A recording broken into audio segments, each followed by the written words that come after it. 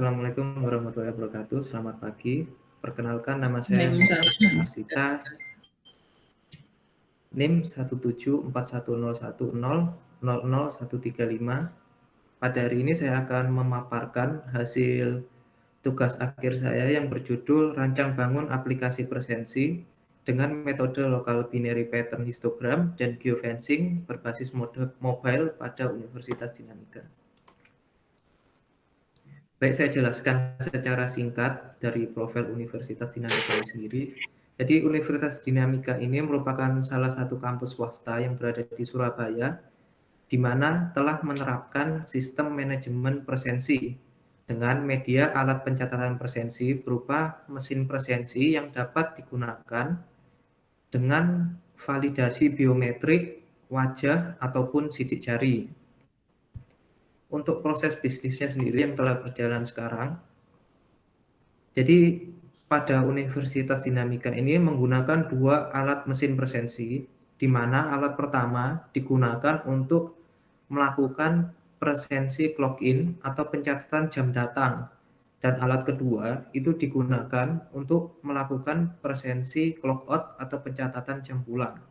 Nah, kedua mesin ini nantinya masing-masing akan mengirimkan data ke sistem manajemen presensi Universitas Dinamika dengan rentang waktu 5 hingga 10 menit, yang nantinya pada saat di sistem manajemen presensi akan disimpan pada database presensi. Dari proses bisnis yang sudah ada tersebut, maka terdapat beberapa permasalahan presensi pada Universitas Dinamika. Yang pertama adalah dengan jumlah karyawan sekitar 200 orang, proses presensi ini tidak jarang menimbulkan antrian terutama ketika sedang melakukan presensi clock in atau pencatatan jam datang. Kemudian yang kedua adalah presensi ini dilakukan pada dua alat berbeda. Nah, ini menyebabkan tidak jarang karyawan lupa untuk melakukan presensi clock out atau pulang dan hanya melakukan pencatatan presensi datang. Kemudian yang ketiga adalah akan terjadi kemungkinan data dapat hilang ketika alat presensi ini rusak sebelum mengirimkan datanya ke sistem manajemen presensi, mengingat bahwa waktu pengiriman yang dibutuhkan adalah 5 hingga 10 menit. Kemudian yang keempat adalah pengiriman data ini tidak dikirimkan secara real time. Maka dari permasalahan tersebut, penulis membuat solusi permasalahan. Jadi dengan tingginya pengguna smartphone di Indonesia, maka smartphone dapat digunakan sebagai pengganti alat presensi dengan memanfaatkan teknologi pada smartphone seperti internet, GPS, dan kamera. Tentunya dalam pemecahan masalah dengan menggunakan smartphone ini, penulis tidak dapat meninggalkan poin keamanan dari proses validasi ketika melakukan presensi. Maka dipilihlah metode Local Binary Pattern Histogram yang berjalan pada modul OpenGV dan Geofencing. Baik, selanjutnya saya akan menjelaskan teori masing-masing, yaitu yang pertama adalah Local Binary Pattern Histogram. Local Binary Pattern Histogram ini merupakan sebuah metode yang digunakan untuk melakukan proses face recognition atau pencocokan wajah, di mana foto yang dikirimkan atau wajah digital yang dikirimkan itu akan dirubah menjadi grayscale atau foto hitam putih. Nah, ketika foto ini sudah berubah menjadi hitam putih, maka pada setiap pixel itu mengandung intensitas cahaya, mulai dari 0 warna putih hingga 255 untuk warna paling gelap. Nah, intensitas cahaya ini nantinya akan dirubah menjadi matriks 3x3 per pixel, yang dimana nantinya akan dirubah menjadi binary dan akan dibentuk menjadi histograms. Proses perhitungan ini nantinya akan dijalankan pada modul OpenGV. Untuk lebih detailnya nanti akan saya jelaskan pada skema pengembangan. Kemudian yang kedua adalah geofencing. Geofencing ini merupakan sebuah metode yang memungkinkan kita untuk membuat pagar virtual dengan cara menghitung jarak garis lurus antara koordinat karyawan dengan koordinat Universitas Dinamika yang telah ditentukan. Ketika jarak garis lurus itu telah ditemukan, maka dapat dibandingkan dengan radius yang telah ditentukan. Untuk lebih detailnya akan saya jelaskan di skema pengembangan. Baik, skema pengembangan. Yang pertama, saya akan jelaskan skema pengembangan dari local binary pattern histogram. Seperti yang saya jelaskan tadi, LBPH ini merupakan validasi biometrik individu yang akan dijalankan pada OpenCV. OpenCV ini sendiri dibuat oleh Intel pada tahun 1999, di mana dibuat untuk memudahkan proses bisnis yang menggunakan machine learning. Salah satunya adalah face recognition.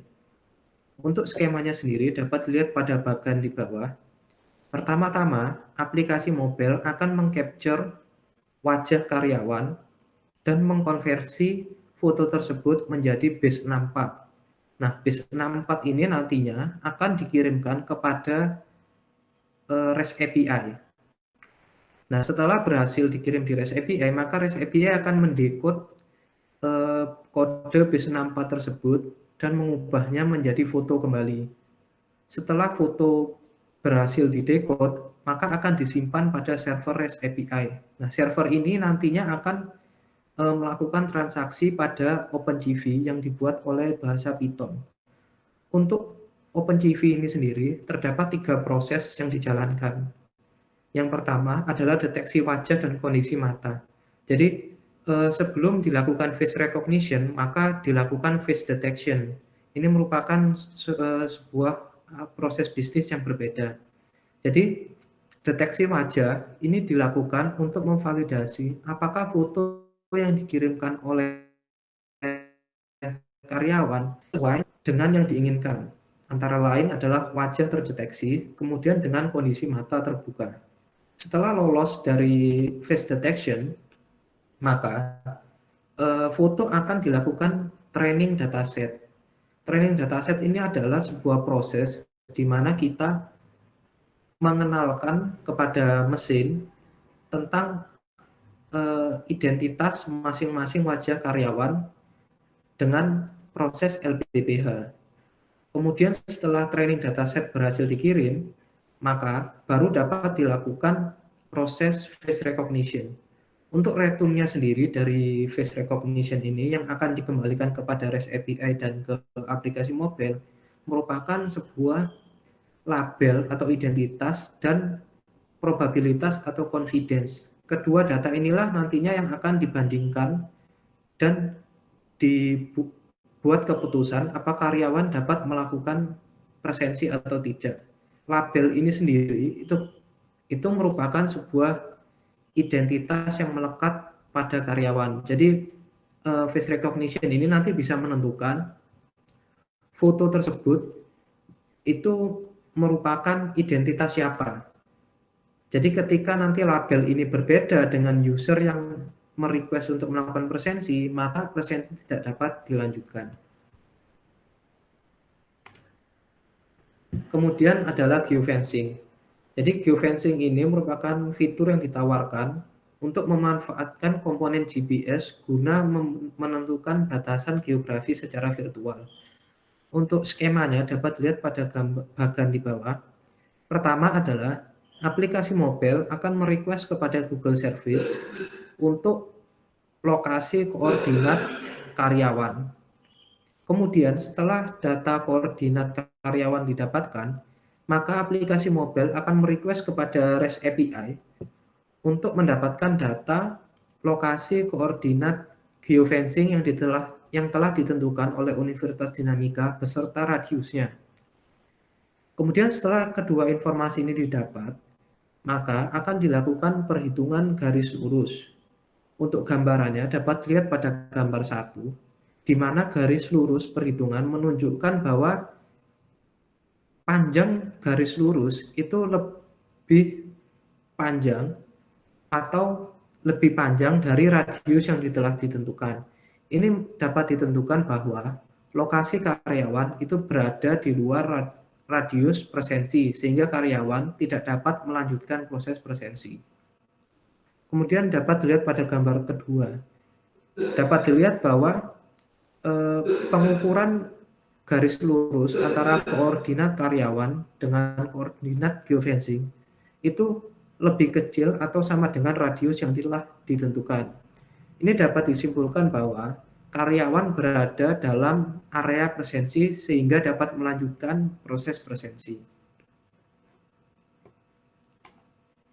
Baik, selanjutnya demo program. Di sini saya akan mendemokan program berdasarkan fungsi yang telah direncanakan. Untuk pertanyaan lebih detail nanti bisa dilanjutkan di sesi tanya jawab. Sebentar saya siapkan programnya.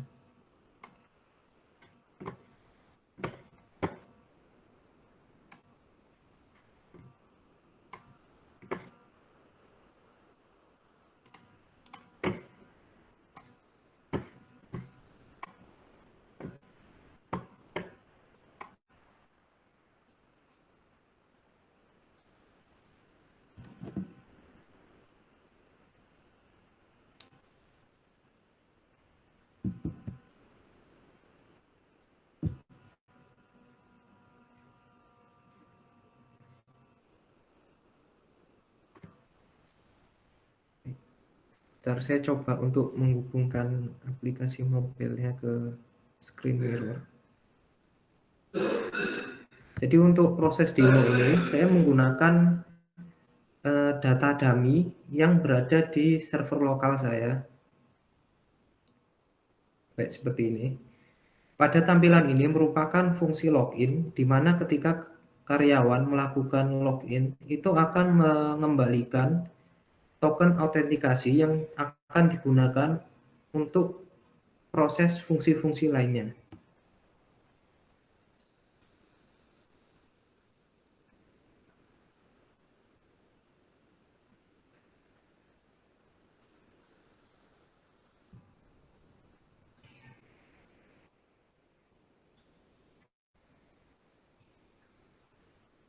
Baik, seperti ini.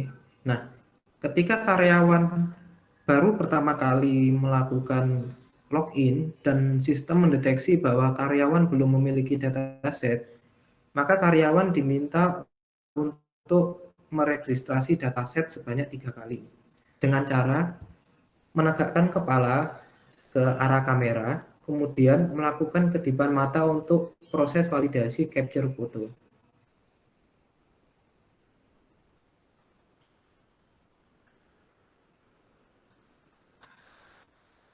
Proses ini akan dilakukan sebanyak 3 kali.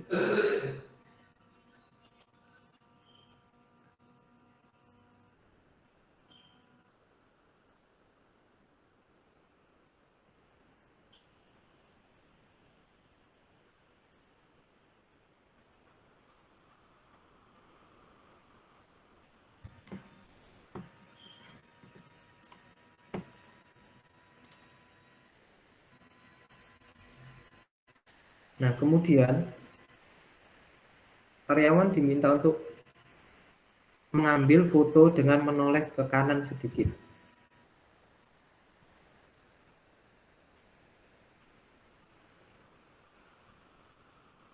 Foto ketiga, karyawan diminta untuk memposisikan kepalanya ke arah kiri kurang lebih 20 derajat.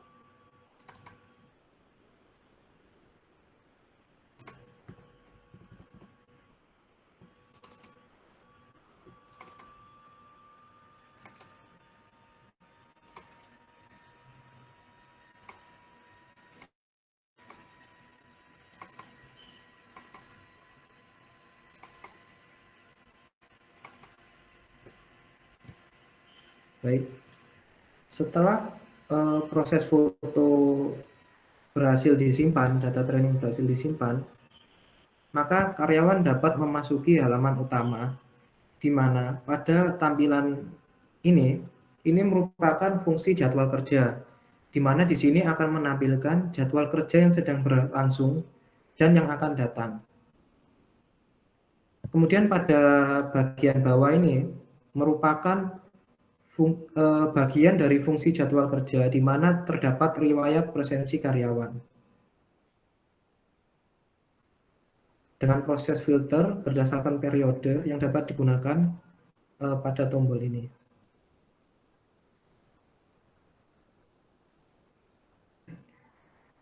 Mohon maaf karena saya aplikasinya menggunakan mode debug.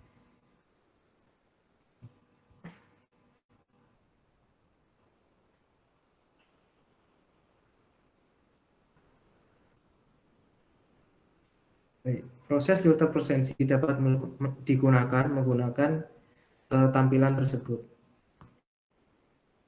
Kemudian selanjutnya adalah fungsi transaksi clock in dan clock out. Jadi transaksi clock in dan clock out itu berada pada tampilan ini di mana pada awalnya sistem akan mendeteksi apakah karyawan berada di radius yang telah ditentukan.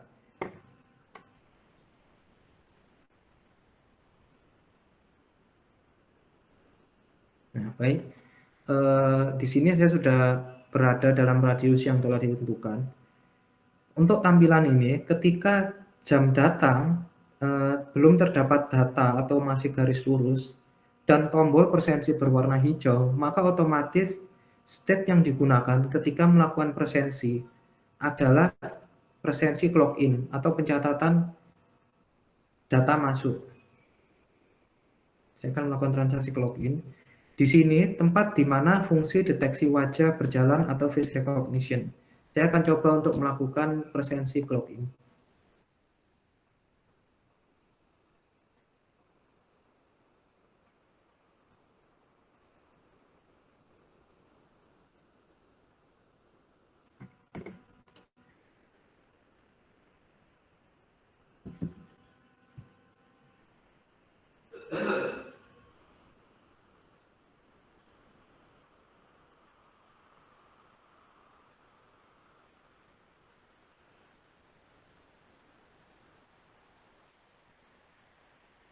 Baik, untuk return dari hasil pencocokan wajah, karena saya menggunakan aplikasi mobile dan berjalan secara background, akan saya tunjukkan pada hasil log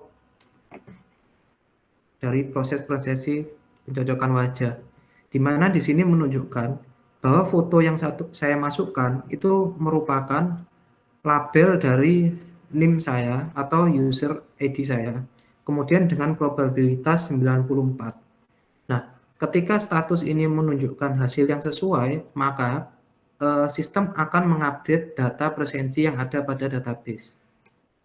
Dapat dilihat di sini bahwa jam datang itu telah tercatat.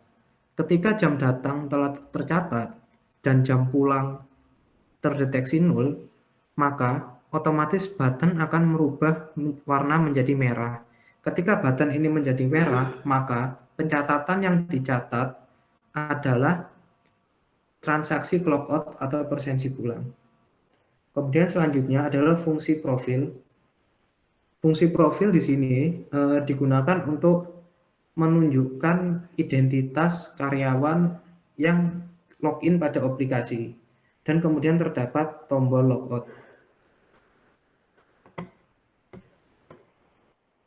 Saya lanjutkan ke PPT-nya. Setelah paparan presensi di atas dan demo program, maka dapat saya simpulkan bahwa aplikasi berhasil menerapkan metode local binary pattern histogram yang berjalan dan hitung pada modul OpenCV sebagai validasi biometrik untuk melakukan pencocokan wajah. Kemudian yang kedua adalah aplikasi presensi berhasil menerapkan metode geofencing dengan algoritma Haversian formula untuk melakukan validasi lokasi dengan menarik garis lurus dengan radius yang telah ditentukan oleh Universitas Dinamika. Kemudian yang ketiga adalah aplikasi presensi sudah sesuai dengan kebutuhan pengguna dan terdiri atas beberapa fungsional, antara lain fungsi login, fungsi register dataset wajah, fungsi deteksi wajah, fungsi jadwal kerja, fungsi transaksi clock in, fungsi transaksi clock out, dan fungsi profile.